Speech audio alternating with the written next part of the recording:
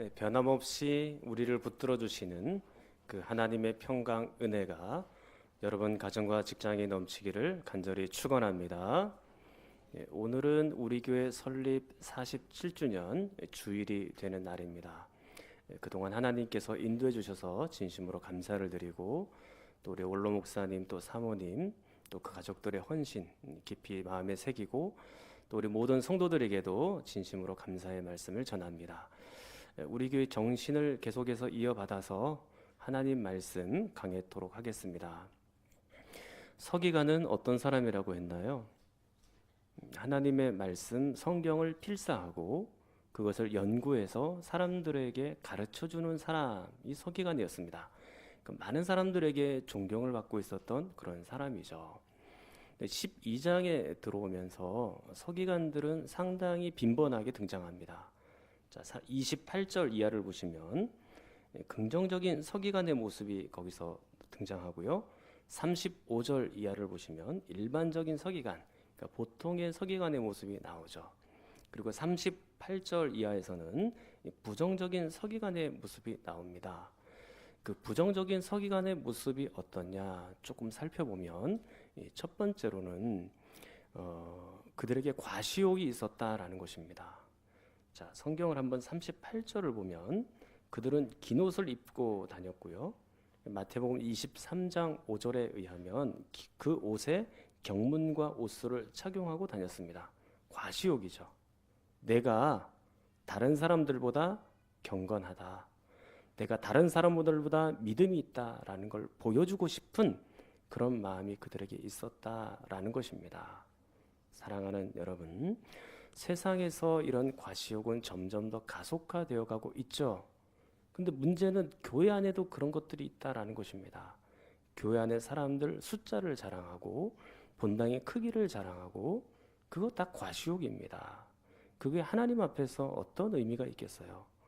자, 두 번째, 서기관들의 부정적인 모습은 명예욕입니다. 자, 38절로 다시 가서 보시면 시장에서 문안받는 것과 회당의 높은 자리와 잔치의 윗자리를 원하는 서기관들을 삼가라 그랬습니다. 서기관들은 이미 많은 사람들에게 존경을 받는 분이에요. 그런데 거기서 멈추지 않았죠. 더 명예를 얻고 싶어 했고 더 존경을 얻고 싶어 했습니다. 그래서 시장 앞에 서 있으면서 많은 사람들에게 이렇게 인사받기를 좋아했죠. 랍비님, 선생님, 나의 아버지, 나의 주인님, 그런 말을 들으면서 인사받기를 좋아했던 것입니다. 명예입니다. 존경입니다. 그리고 그들은 초대를 받으면 잔치의 상석에 앉아 있었고, 그리고 회당에서도 가장 중요한 자리에, 높은 자리에 앉기를 항상 원했습니다. 혹시 우리에게도 이런 마음이 있는 것은 아닌지. 우리가 직분이 있을 수 있고 감투가 많을 수도 있습니다. 그리고 세상에서도 높은 자리, 사회적인 위치가 높을 수도 있습니다. 중요한 것은 그렇다고 해서 그분을 존경하는 건 아니에요. 우리가 존경받고 명예를 얻으려면 그 삶을 제대로 살아야 됩니다. 예수 그리스도를 닮아가는 삶, 하나님 말씀대로 살아가는 삶, 그 삶이 있을 때 존경도 있고 명예도 있는 것이죠. 그러나 중요한 것은 사람 앞에 명예를 구하지 마시고 하나님께 명예를 구하는 사람이 되어야 됩니다. 그리고 세 번째, 서기관들의 부정적인 모습은 무력입니다.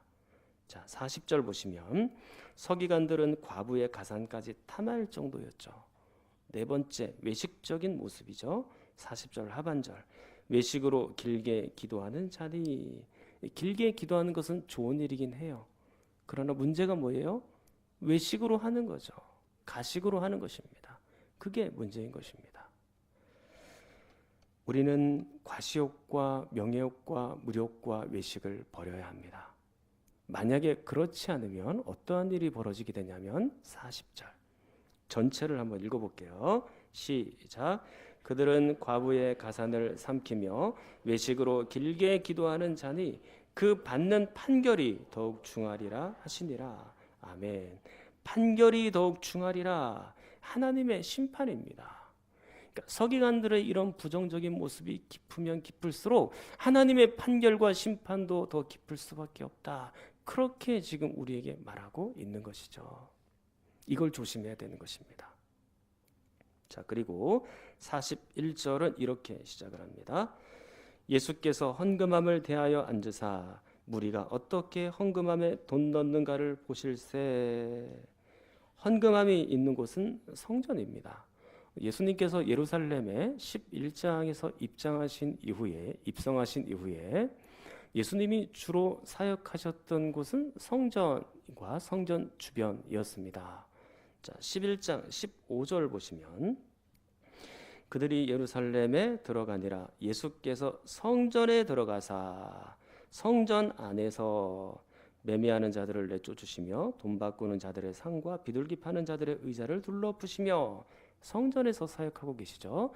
그리고 성 바깥으로 잠시 나가셨다가 다시 들어오셨는데 11장 27절 그들이 다시 예루살렘에 들어가니라 예수께서 성전에 거니실 때에 다시 성전으로 돌아오신 것입니다.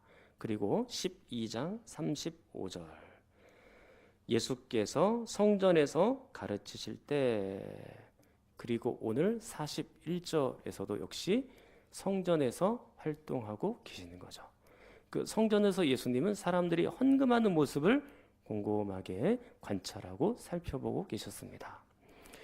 성전의 구조를 잠깐 한번 생각을 해보면 동쪽에서부터 시작을 하는데 동쪽에 정문이 있고 들어서면 여인의 뜰입니다. 그 여인의 뜰은 여인만 들어간다라는 의미가 아니고요. 그 여인이 여기까지만 들어올 수 있다라는 것입니다. 그러니까 여인도 올 수 있고 남자들도 올 수 있고 그런 것이죠. 그 다음이 남자들의 뜰입니다. 그 다음이 제사장의 뜰이에요. 그리고 그 다음이 가장 성전의 핵심인 성소와 지성소가 있습니다. 자, 그러면 헌금함은 어디에 있었을까요? 여러분들이 보기에는 어디에 두어야 마땅할까요? 여인의 뜰에 두는 것이 마땅하죠. 왜냐하면 그래야 여자들도 헌금할 수 있잖아요. 자, 어쨌든 헌금함이 지금 그 여인의 뜰에 있는데 그 헌금함이 한 개만 있었던 건 아니고요. 13개가 있었습니다. 13개의 헌금함의 용도가 각각 다 다릅니다. 첫 번째, 두 번째 헌금함은 성전세를 받기 위한 헌금함이고 또 세 번째, 네 번째 헌금함은 번제와 속죄제를 위한 헌금함입니다. 그리고 다섯 번째는 제단의 목재, 나무 이런 것이 있잖아요. 그것을 구입하기 위한 헌금함이고 쭉 이렇게 헌금의 목적들이 있었어요.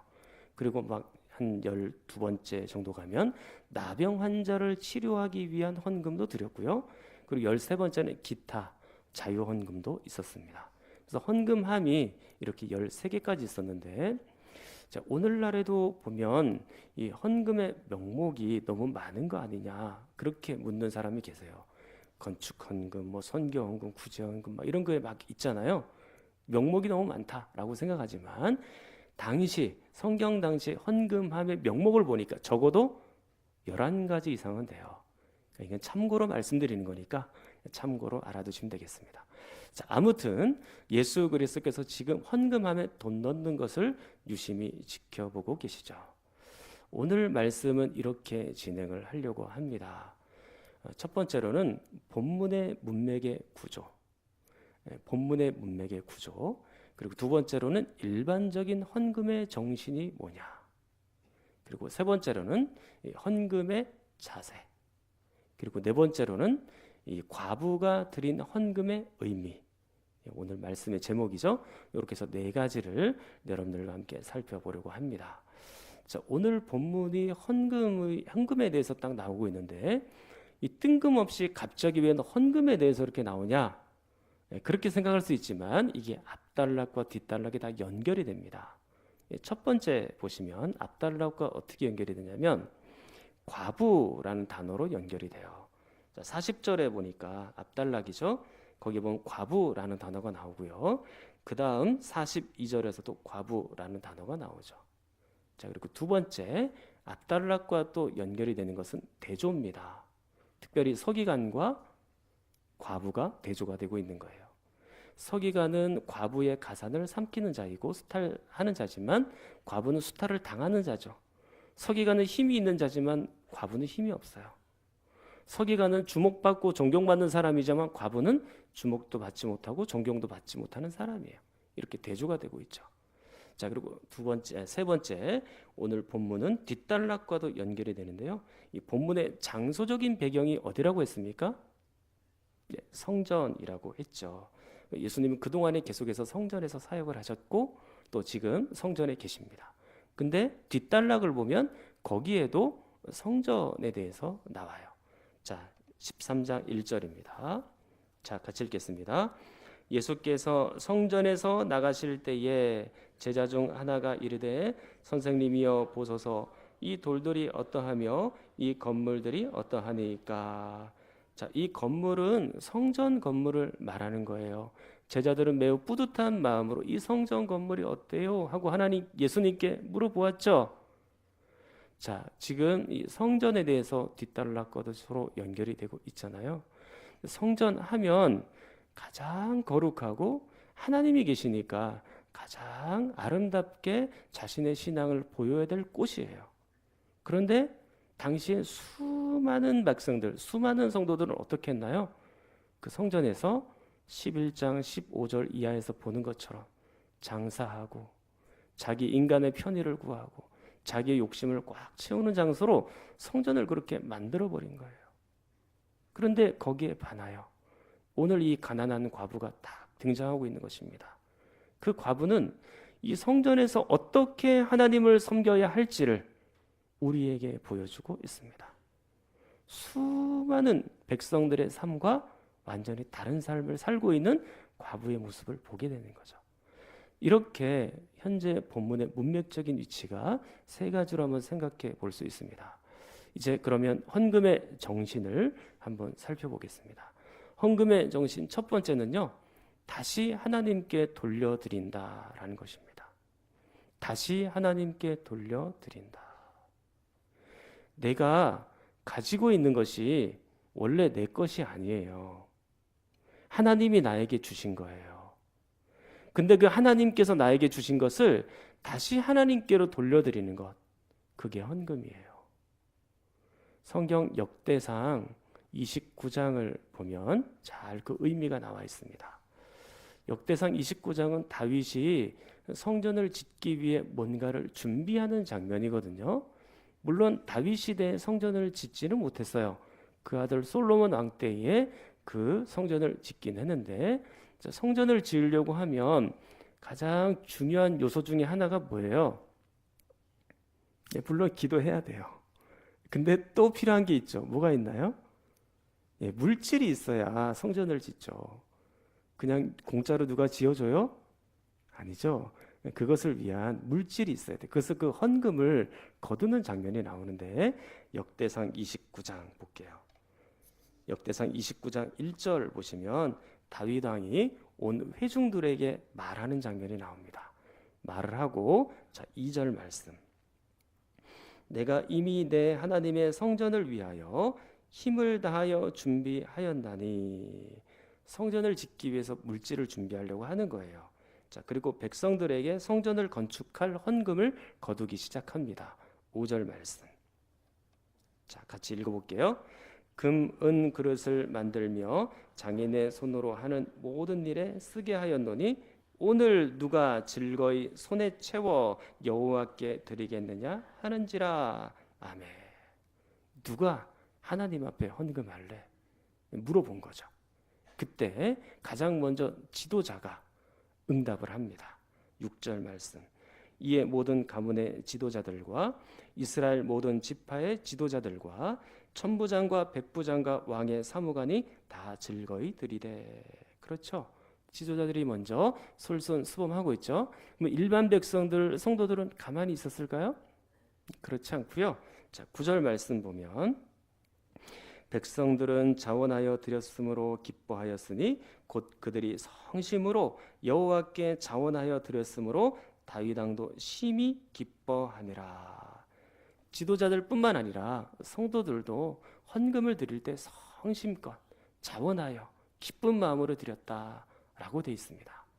그리고 이 헌금의 진정한 의미, 이제 14절 말씀을 보셔야 돼요. 역대상 29장 14절 같이 읽겠습니다.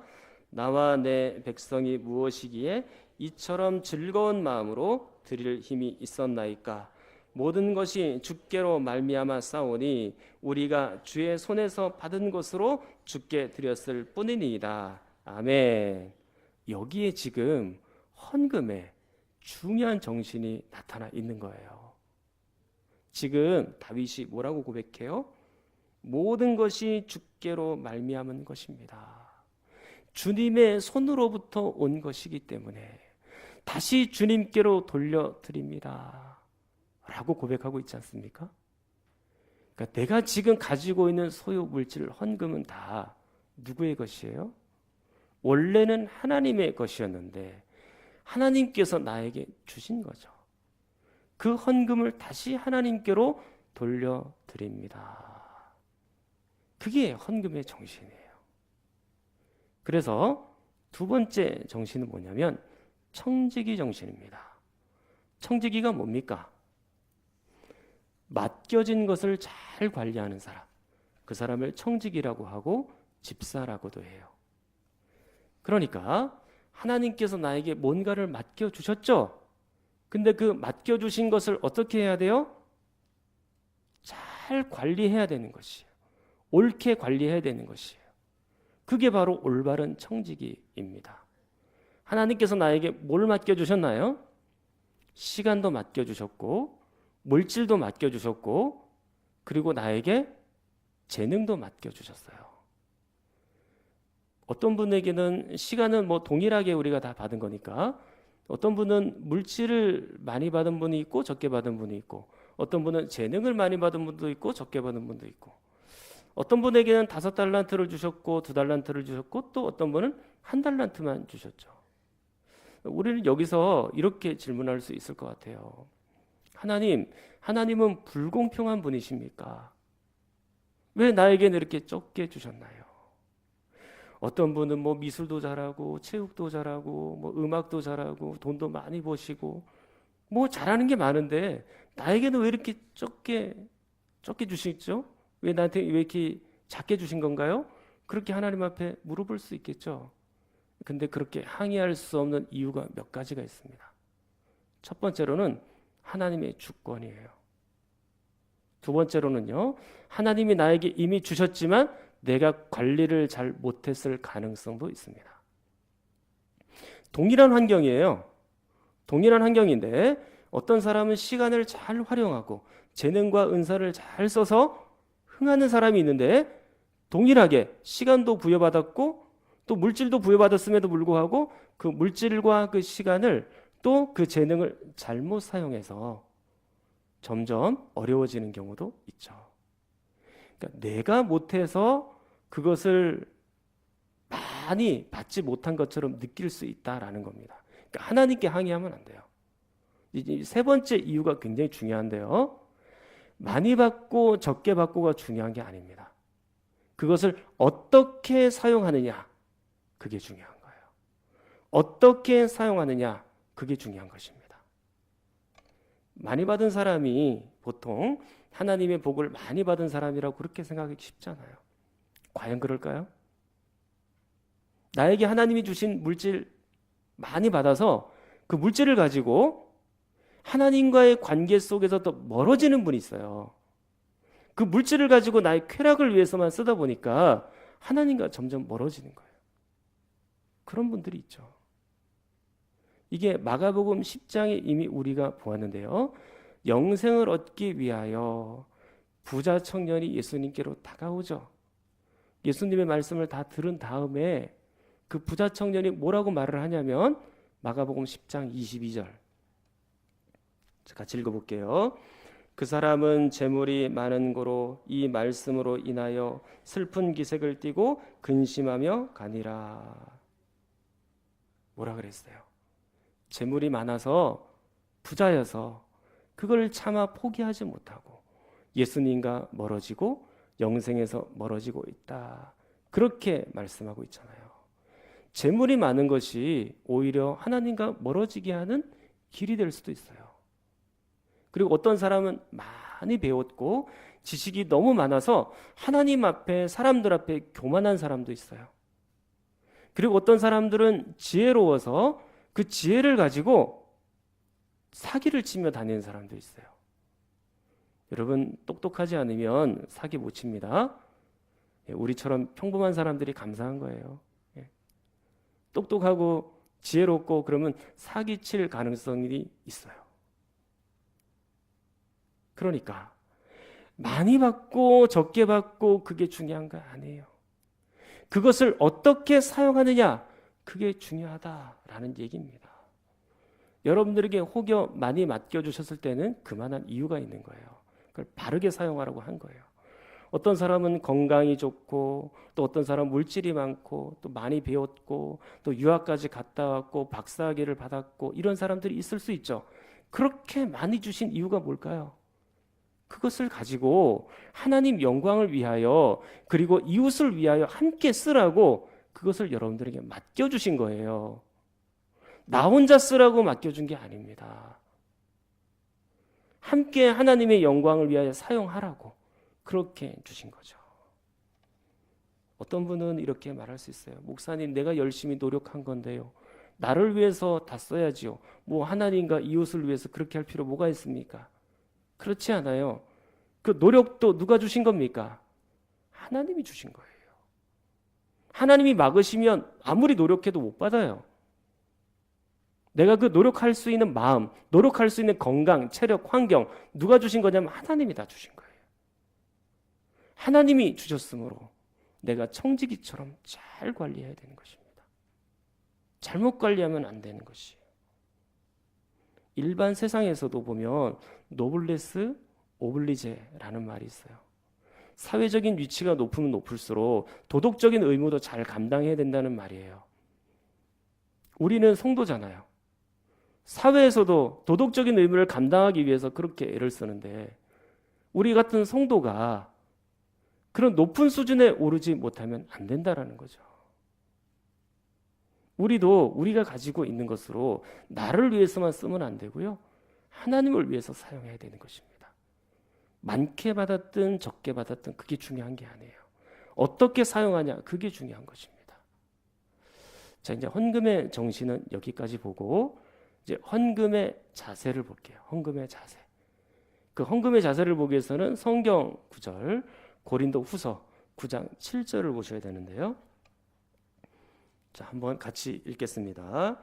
각각 그 마음에 정한 대로 할 것이요 인색함으로나 억지로 하지 말지니 하나님은 즐겨내는 자를 사랑하시느니라. 아멘. 첫 번째 헌금의 자세는 뭐냐면 마음에 정한 대로 하십시오. 다른 사람들 눈치 볼 거 없어요. 여러분들이 마음에 정한 대로 하나님 앞에 하시면 돼요. 많게 정했든 적게 정했든 하나님 앞에 정한 대로 드리십시오. 근데 반드시 그런 건 아닌데요. 일반적으로 보면 처음 먹은 마음이 하나님이 주신 마음일 가능성이 큽니다. 보통 문제가 해결되기 전에는 높은 수준으로 작정을 해요. 그런데 문제 해결되고 나서 화장실 갔다 왔잖아요. 그럼 어떻게 되나요? 그게 낮은 수준으로 쭉 내려가요. 이 인간의 마음이 그래요. 그러니까 마음에 정한 대로 사실은 처음 먹은 마음이 하나님께서 주실 마음인 가능성이 굉장히 큽니다. 그리고 두 번째로 헌금의 자세는 뭘까요? 억지로 하거나 인색함으로 하지 마십시오. 자, 예를 들면 11조 헌금 20만 원을 내야 하는데 10만 원만 내서요. 그것은 인색한 마음이에요. 근데 그 10만 원도 부들부들 떨면서 냈어요. 그럼 그것은 억지로 낸 거예요. 사실 헌금하면서 억지로 내지 않았으면 좋겠어요. 만약에 억지로 내면 차라리 안 내는 게 낫기는 해요. 물론 교회 재정에는 뭐 좀 타격이 있을 수 있지만 억지로 내는 것은 하나님께서 기뻐하시는 것이 아니니까 그냥 안 내는 게 오히려 돈도 지키는 거죠. 그냥 물론 하나님의 은혜는 잃어버릴 수 있지만 돈은 지킬 수 있잖아요. 그러니까 마지막 이제 세 번째 헌금의 자세가 또 있어야 되는데 그건 뭐냐면 즐겨내셔야 됩니다. 하나님은 즐겨내는 자를 사랑한다라고 라고 성경이 그렇게 기록되어 있잖아요. 하나님께서 나에게 주셨으므로 하나님께로 다시 돌려드리는데 그것을 즐겁게 내야 되는 거죠. 그게 역대상 29장에 보면 잘 나타나 있는데 아까 우리가 보면서 여러분들이 눈여겨보셨는지 모르겠는데 반복되는 단어들이 있었어요. 뭐가 있었을까요? 즐거워했다. 헌금을 내는데 즐거워했다 라는 말씀들이 많아요. 자, 역대상 29장 5절 말씀. 오늘 누가 즐거이 손에 채워 여호와께 드리겠냐. 6절 말씀. 다 즐거이 드리되. 그리고 9절 말씀. 백성들은 자원하여 드렸고 하나님을 위해 드릴 수 있다는 것으로 기뻐하였죠. 그러니까 헌금은 즐겁게 드리는 거예요. 이왕 하나님 앞에 헌금하는 거 억지로 내지 마시고 즐겁게 하셔요. 그게 헌금의 자세입니다. 자, 이제 마지막으로 과부가 드린 헌금의 의미, 가난한 과부가 드린 헌금의 의미 두 가지로 살펴보도록 할게요. 자, 첫 번째로는요, 과부의 헌금은 그의 마음으로 드린 것입니다. 그의 마음으로 드린 거예요. 액수가 중요한 게 아니고요, 마음이 중요한 거예요. 자, 성경을 한번 보세요. 그녀가 드린 헌금이 얼마인지를 보십시오. 41절 끝에 여러 부자는 많이 넣었죠. 42절에 한 가난한 가부는 와서 두 렙돈 곧 한 고드란 틀을 넣는지라고 했습니다. 두 렙돈을 오늘날의 돈으로 환산하면 약 2,000원입니다. 결코 많은 돈은 아니죠. 근데 예수님께서 어떻게 평가하셨는지를 보세요. 자, 43절. 예수께서 제자들을 불러다가 이르시되 내가 진실로 너희에게 이르노니 이 가난한 과부는 헌금함에 넣는 모든 사람보다 많이 넣었도다. 예수님 앞에 어떻게 이런 평가를 받았을 수 있었을까요? 그 헌금 안에 자기의 마음을 담은 거예요. 자기의 마음을 다하여 예수님께 하나님께 그 헌금을 바친 겁니다. 고린도후서 9장 7절처럼 마음에 정한 대로 인색함이나 억지로 한 것이 아니고 즐겁게 하나님 앞에 드린 거예요. 사랑하는 성도 여러분, 사람들은 헌금 많이 내는 사람에게 주목할 수도 있겠죠. 그러나 하나님은 그 마음을 드린 사람에게 주목하십니다. 사람하고 하나님하고 달라요. 두 번째, 이 가난한 과부가 드린 헌금의 의미, 자신의 삶 전체를 드렸다라는 것입니다. 44절. 자, 다 같이 읽어보겠습니다. 그들은 다 그 풍족한 중에서 넣었거니와 이 과부는 그 가난한 중에서 자기의 모든 소유 곧 생활비 전부를 넣었느니라 하시니라. 아멘. 자기의 모든 소유 곧 생활비 전부를 넣었느니라. 이 2,000원이 부자에게는 보잘것없는 액수지만 이 가난한 과부에게는 2,000원이 전부예요. 자신의 삶을 다하여 하나님 앞에 예비하고 준비하여 드린 것이죠. 하나님께서 나에게 주셨으니 다시 하나님께 돌려드립니다. 그런 심정으로 하나님 앞에 바친 겁니다. 어떻게 이런 일들이 가능했을까요? 어떻게 모든 재산을 하나님 앞에 다 드릴 수 있었을까요? 그건 믿음이에요. 믿음이에요. 하나님께 내가 이 헌금을 드려도 하나님께서 여전히 나와 함께 하실 것이라는 그 믿음. 내가 이 헌금을 드리면 내가 지금 가난해질 수 있고 어려워질 수 있고 굶을 수도 있지만 그래도 하나님께서 나와 동행하신다고 하는 그 믿음, 그 믿음이 지금 이 가난한 과부에게 있었다라는 얘기예요. 우리가 왜 11조를 온전하게 못하는 줄 아십니까? 왜 20만 원 내야 되는데 10만 원밖에 못 내는 줄 아십니까? 왜 헌금을 낼 때 인색해지는 줄 아십니까? 믿음이 적기 때문이에요. 믿음이 없으면 헌금 내기 어려워요. 11조 못해요.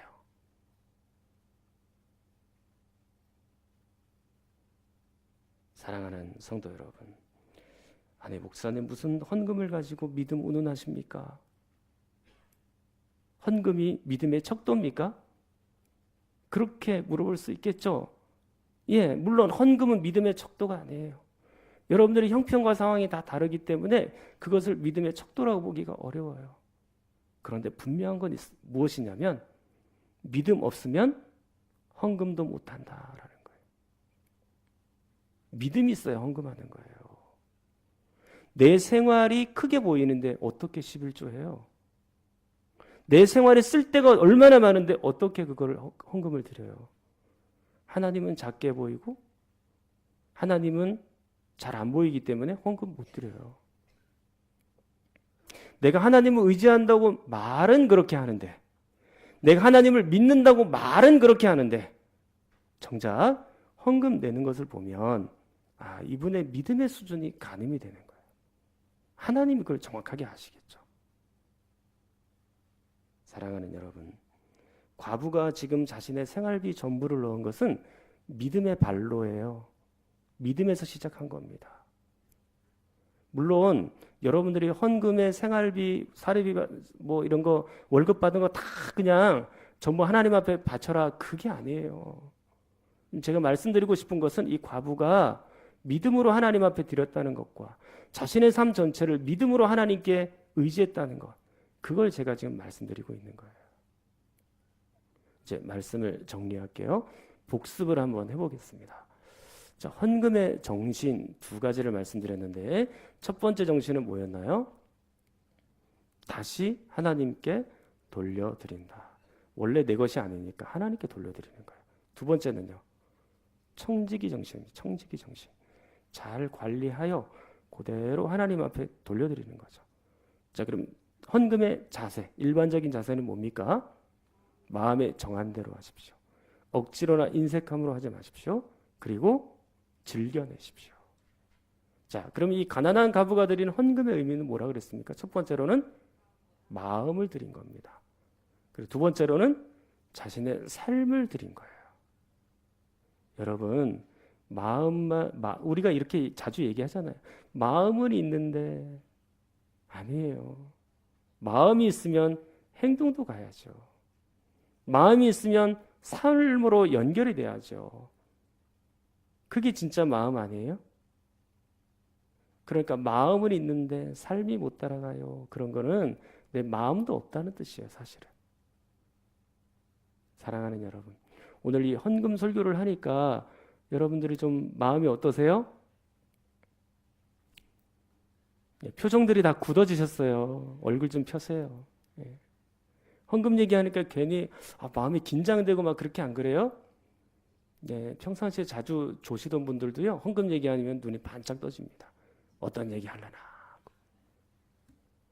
그런데 지금 제가 헌금 얘기를 뭐 우리 교회에서 자주 하는 것도 아니고 오늘 성경 하필이면 오늘따라 이 헌금에 대해서 오늘 본문에 이렇게 딱 나와 있는 걸 제가 어떻게 하겠습니까? 오랜만에 교회 나오셨는데 헌금 얘기 듣고 가고 그런 경우도 있겠죠. 근데 제가 강해 설교를 쭉 내가 뭐 여기저기 골라서 하는 게 아니에요. 저는 강해 설교를 계속 나가고 있는 거예요. 근데 진도가 하필이면 어디예요? 오늘 본문이에요. 그래서 이 헌금 얘기를 한 거예요. 하나님의 말씀에 헌금이 있다면, 헌금 얘기가 있다면, 저는 헌금 얘기가 아니라 그 이상의 것이라도 하나님의 말씀에 있다면 저는 그 말씀을 다 전합니다. 제가 여러분들에게 축복만 얘기하지 않죠? 하나님의 진노를 엄청 많이 얘기하죠? 말씀에 있으면 저는 다 전합니다. 그게 저의 정신이에요. 사랑하는 성도 여러분, 오늘 말씀 잘 듣고 이 말씀 깨닫고 오해하지 마시고 말씀대로 순종하여 우리 하나님 앞에 영광 돌려드리는 여러분이 되기를 간절히 축원합니다. 통성으로 기도하겠습니다. 하나님 아버지, 우리를 하나님의 청지기로 삼아주셔서 감사합니다. 모든 것이 하나님께로부터 왔으니 마음에 정한 대로 인색함이나 억지로가 아니라 기쁘고 즐겁게 헌금하는 믿음의 성도들이 꼭 되게 하여 주시옵소서. 단지 돈만 드리지 않게 하시고 우리의 마음도 우리의 실제 삶도 하나님 앞에 드리게 하여 주시옵소서. 또 몸이 아픈 분들을 위해서도 함께 기도합니다.